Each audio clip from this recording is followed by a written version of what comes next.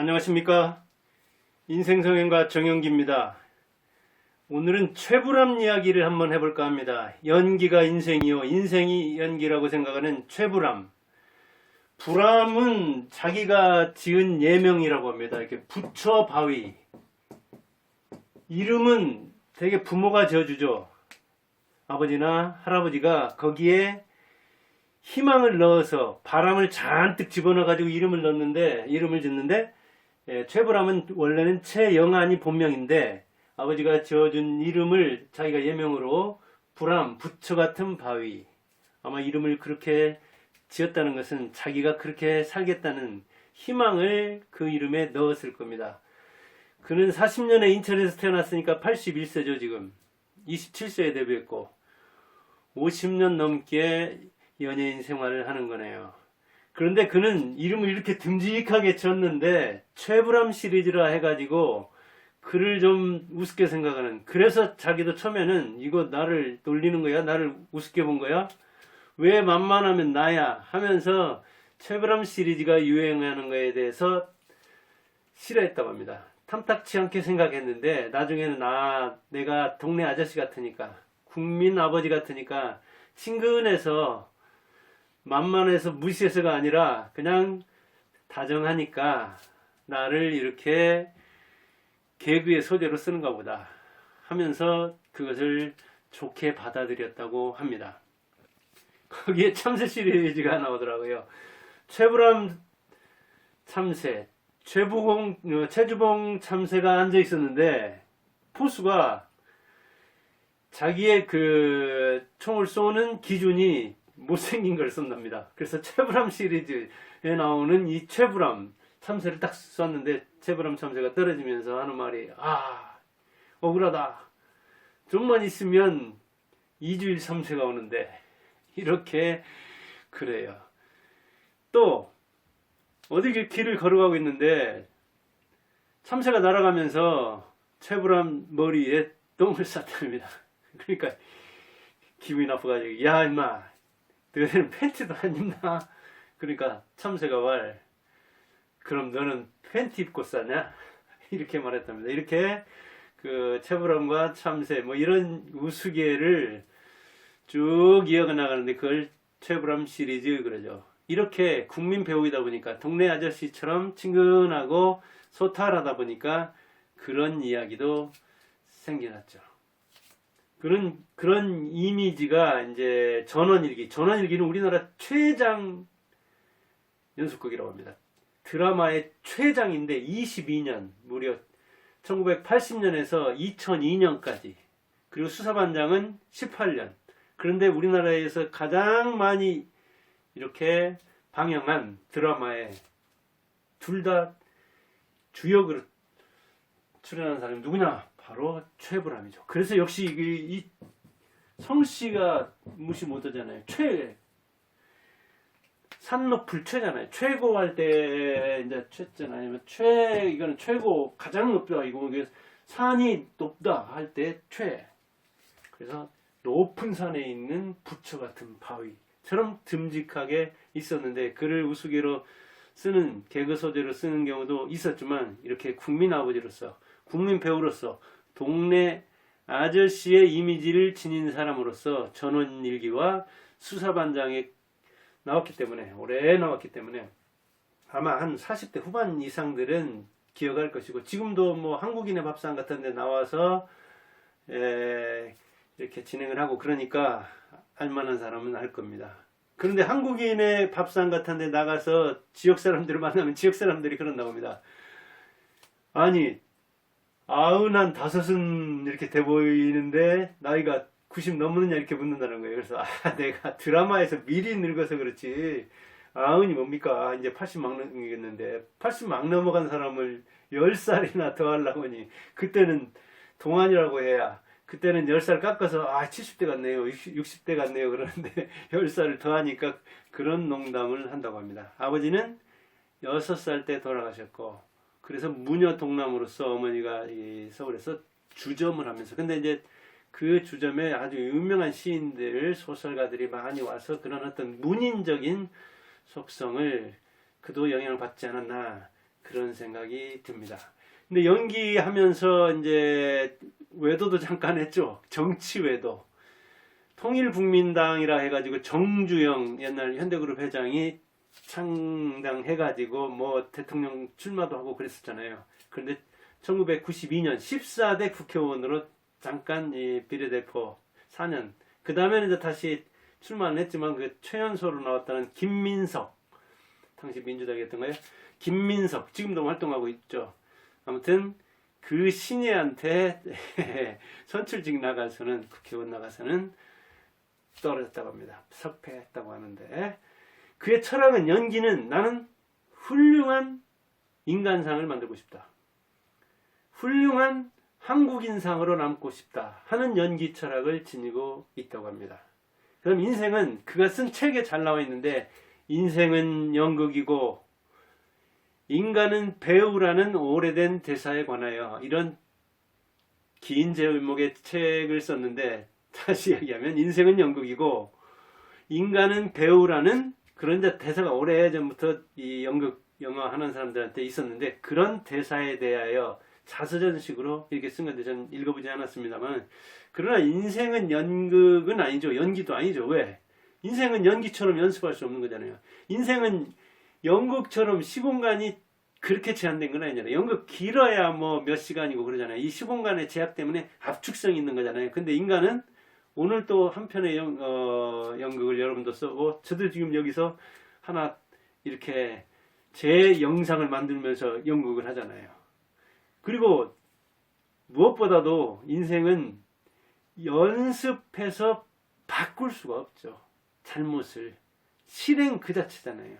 현장에서 일어나는 상황극이지 연습해서 시나리오를 이렇게 써서 거기에 따라 가는 건 아니죠. 그래서 인생은 뭐 우리가 기승전결 그러죠.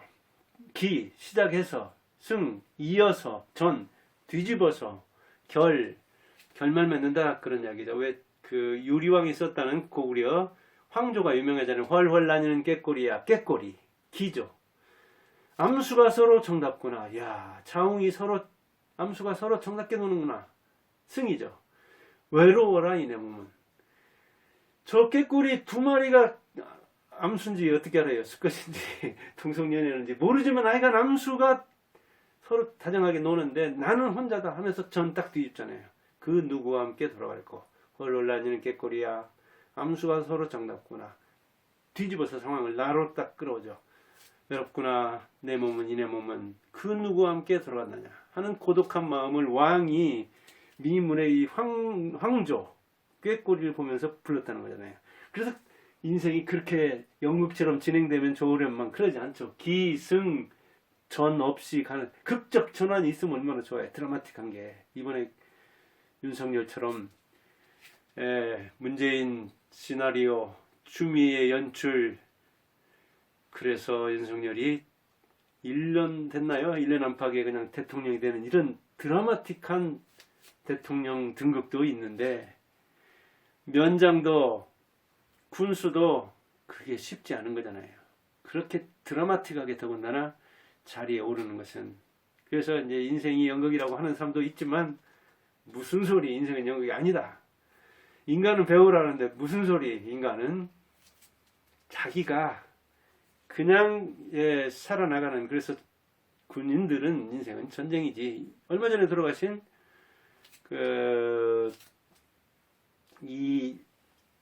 이어령 박사는 뭐라고 했습니까? 인생은 이야기 남기고 가는 거. 자기 이야기를 쓰고 가는 것 그랬잖아요. 그 사람은 평론가니까.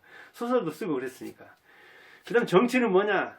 다스리지 않는 게 최선이다. 정계에 잠깐 외도를 했었는데 4년 안팎 있으면서 정치에 대해서 다스리지 않는 게 가장 좋은 정치다. 그렇게 말했어요. 아주 멋진 이야기죠. 이 문재인 정권 이 386, 586들 굉장히 뭐 규제 여기저기 하고 이상한 독법으로 뭔가 이야기하는 게 듣는 사람과 말하는 사람이 같은 언어를 써서 이야기를 해야 되는데 그렇지 않은 그런저런 이야기를 하면서 굉장히 지금도 정권 인수 받으려는 사람과 인수하려는 사람이 이렇게 갈등하고 있는데 그래요. 최불암이 이야기한 정치 철학 정말 멋있는 이야기죠. 옛날 그 요순 임금 때 뭐 격양가 불렀다는 거.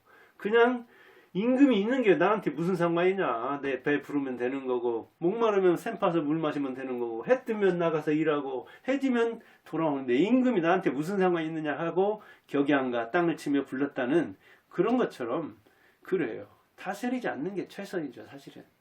노자철학 비슷하게 이렇게 배어 있는데, 그리고 이제 정주영하고는 굉장히 이제 또 이주일도 그렇고 동갑입니다. 최불암하고. 그 다음 이제 정주영하고 같이 정치를 했기 때문에 정주영 집에 초대받아서 가끔 갔다고 하는데 정말 소박하다 그런 얘기예요. 그냥 뭐, 목욕탕에는 타일이 떨어져 있고, 뭐 고장도 나 있고, 소파에 앉으려고 하면 소파는 정말 헤어져 있고, 집에 무슨 장식이나 이런 거 없고, 그림 한 점 안 걸려 있고, 그러면서 신발은 떨어져 있고, 그래서 이제 그런 이야기 비슷하게 하면은, 아니, 뭐가 그런 게 중요하냐. 목욕탕은 그냥 따스물 나오고 찬물 나오면 되는 것이지. 신발은 그냥 신고 다니면 되는 거지. 오죽하면 뭐 재벌 회장들끼리 가서 골프 치는데도 떨어지는 데고 그냥 편한 거 입고 가는 거예요. 걸리는 대로. 또 아까워서 버리지 못하고 헌옷도 또 아까워서 새 옷도 사지 못하는 그냥 몇백만 원짜리 팍팍 질러버리는 그런 사람하고 이 재벌 지금도 수많은 동생들과 자녀들을 통해서 한국의 이 현대가를 수립해 놨는데 그런 부자가 나는 원래 부자가 아니었다. 우리 아버지도 부자가 아니었고 그리고 나는 부유한 노동자일 뿐이지 부자 아니야. 그렇게 이야기를 했다는 거예요. 오죽하면 그 변여사가 변중석 그 부인이죠. 변중석이. 그런데 처음에 갔을 때는 거기서 이게 무슨 아줌마인가? 식문가 하는 생각을 가졌다잖아요.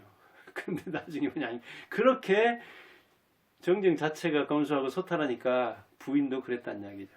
참 그런 점을 보면서 굉장히 많은 걸 배웠다 하고 드라마 수사반장 하면서는 수사반장 한 편 할 때 되게 담배를 한 넉 대씩 폈다고 합니다.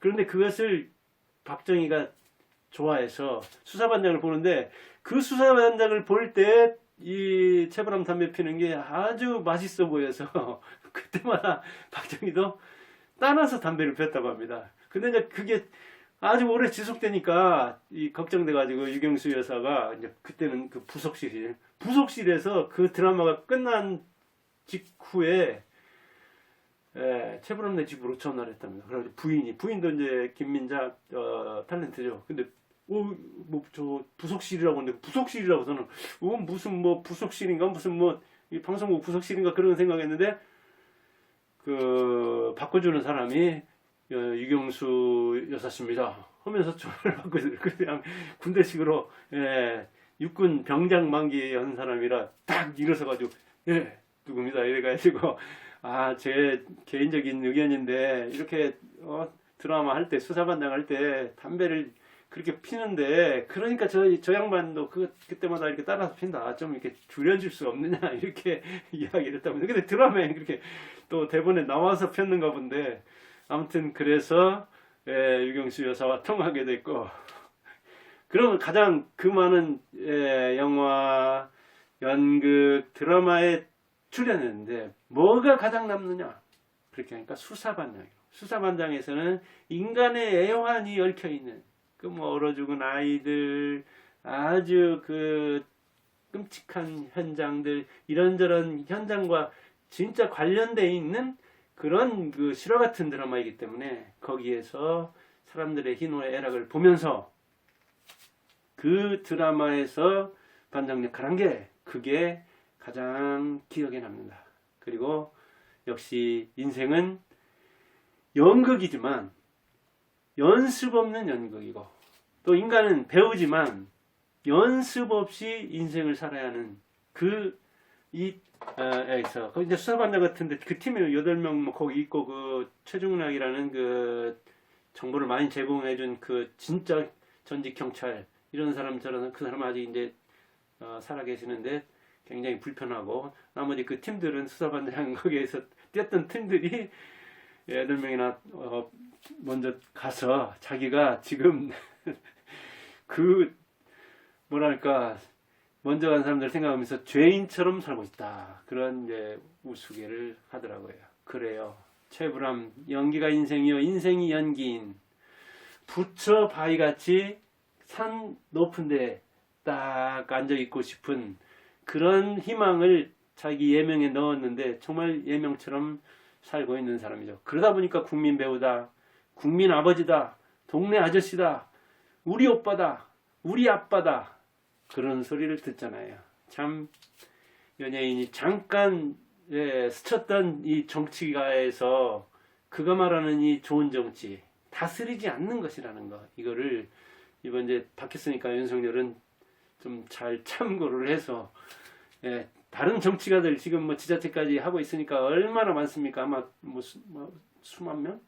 하여간 10,000명 한 표 움직인다 하더라도 그 정치인들이 다스리지 않는 게, 불법하지 않는 게, 통제하지 않는 게 가장 좋은 다스림이고 가장 좋은 통제라는 것, 통치라는 것을 알기를 바라면서 최불암의 이야기를 마칩니다. 감사합니다.